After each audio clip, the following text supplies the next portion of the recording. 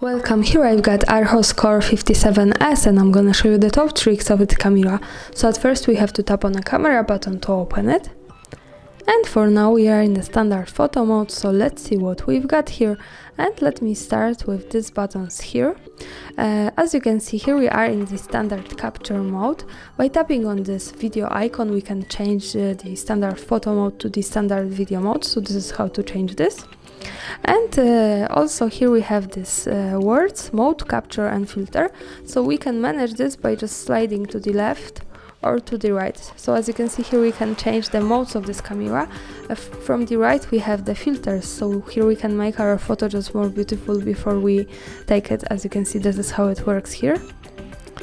So when we slide to the left, now we go back to the standard photo mode, and when we slide once again we get access to all of the modes of this camera. So this is a lot. I'm not going to speak about all of these modes now because I don't have much time, but I suggest you to making experiments with that and just have a good fun. Now let me take you to one of my favorite modes, the bars here.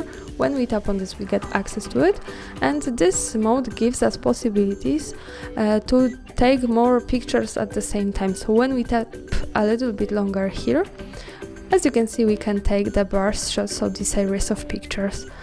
299, so this is really wide spectrum and this is really cool. So now the bars mode take 24 pictures. We can see it by going here to the left corner at the bottom, and when we tap on this we go straight to the gallery. And sorry, this is the last picture I have taken.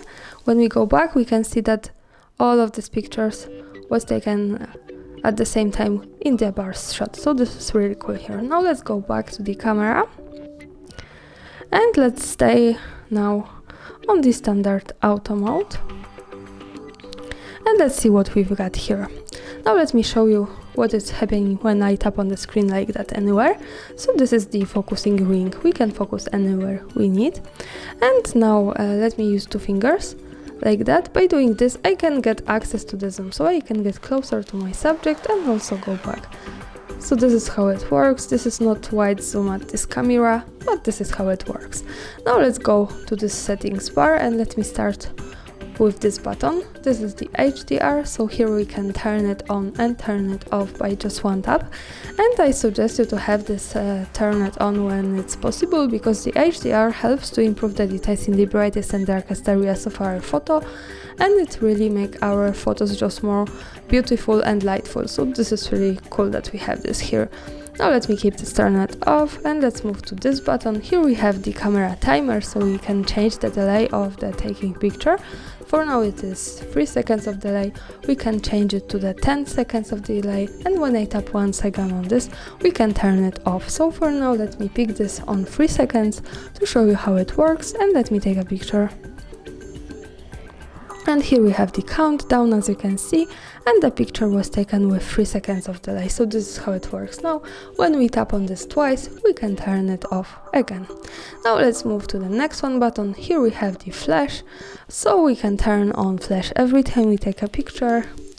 We can turn it off, and once again when we tap on this we go to the auto flash, so the camera recognizes now when it's needed, when it's too dark. So this is how it works.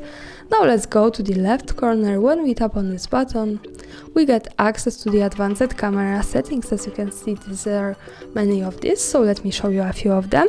Let me start with volume key function here. By tapping on this we can pick what our volume key, which is here, is to do with cooperation with the camera. So this volume key in standard usage with the smartphone allow us to control the sounds and voice, and with the camera we can pick from shutter, zoom or volume. So let me for example pick shutter to show you how it works. Let's go back to the camera now and let me try to tap on this button. For now I should take a picture by tapping on this. And as you can see it works, so I'm doing a picture by tapping on this now. So when we go back to the settings, let's move to the camera sound. By using this button we can turn on and turn off the camera sounds like that. This is how it works here. And the next one option here is the save location function. By using this button we can also turn it off and turn it on like that, and this is a cool option because here when we have this we can save the location where we take our photo. But the important information is that to make it work correctly, when we want to save the actual location of our picture, we have to be connected with the internet, for example the Wi-Fi, and we have to turn on the location of this device. So remember about these two parameters to make it work. Now let me keep this turned on. Let's go back to the camera preview and take another picture. And let's move once again here to the left corner at the bottom to the gallery.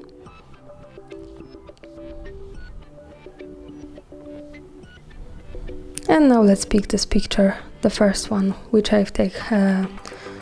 And to check its location we have to just simply slide a little bit down, like that. As you can see here we have more details and the location with the maps. So this is how it works. Greetings from Krakow, Poland, as you can see. Now let's go back to the camera and to the settings in the left corner once again. And let's move to the photo settings here and to the picture size at the first place here. When we tap on this we can manage the photo size, so the resolution of this camera. We can pick from two ratios, 4:3 and 16:9.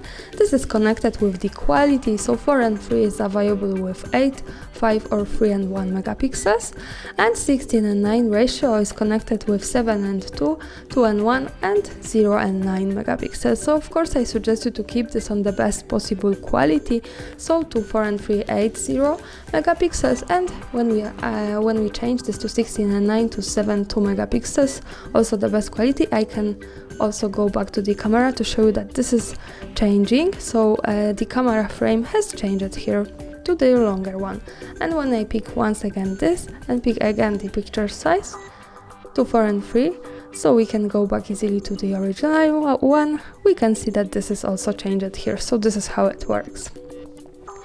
And also this is connected with the picture quality here. When we tap on this we can manage it. We can pick from the quality super fine, fine or normal. This is how it works, and of course I suggest you to keep this on the super fine, so the best one here. Now let's go to the composition line. By tapping on this we can turn on the camera grid lines, so kind of help lines. We can pick the standard grid here. In the camera preview we can see that it shows us these lines. This is useful when we want to use the rule of thirds in photography, and also making experiments with composition. By going again to the settings and to the composition line we can pick the golden section.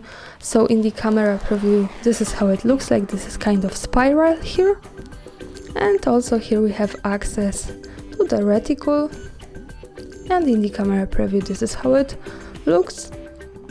And here we have access also to the box grid lines, so this is how it looks like.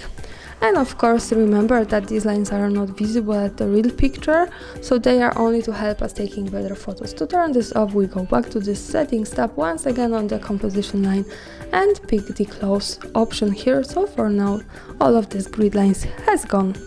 So this is how it works, and now let's have a look on the color effect. By tapping on this we can pick some color. So this is also kind of filter, but the different one than this in the filters mode.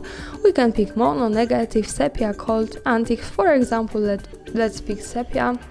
When I go back to the camera we can see the sepia filter here, and when I change this for example to negative we can see that this is how it looks like. So this is the difference. Now let's stay on the normal one. And let's go to the touching photograph. By using this button we can turn it on and turn it off like that. And this is also a really cool option because when we have this we can take a picture anywhere at the screen we tap. So when I tap on the screen I can take a picture like that. So it saved it. So this is really cool. Now let's go back and let's have a look at the timestamp. By tapping on this button we can turn on and turn off the timestamp watermark at the picture. So let me keep this turned on. Now let's go back again and take another picture, and let's move again to the gallery.